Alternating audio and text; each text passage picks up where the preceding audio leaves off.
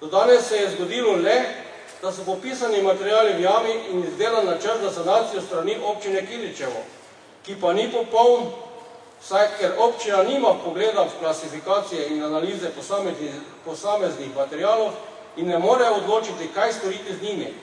To bi moralo storiti in dodati Ministrstvo za okolje in prostor, njihovi ustrezni strokovni delavci. Moram povedati, da gre tukaj tudi za ilegalne odpadke pripeljane iz Avstrije.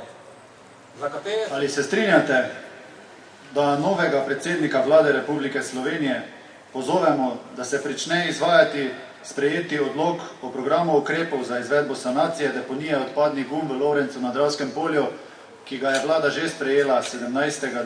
septembra 2008? Se strinjamo? Strinjamo.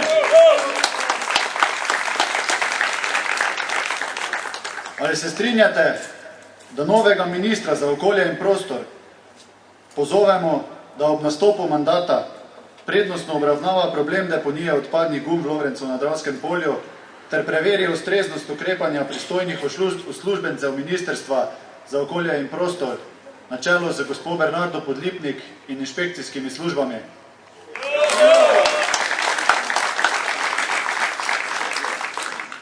Se strinjate, da od občine Kidričevo zahtevamo, da izpelje vse potrebne aktivnosti za preprečitev nadaljnega opravljanja okolju nevarne dejavnosti deponiranja odpadnih gum v opuščeni gramoznici v Lovrencu na Dravskem polju, to je, da poda zahtevo za odzem gradbenega dovoljenja in da podjetju Albin Promotion d.o.o. odpove pogodbo o ustanovitvi služnostne pravice.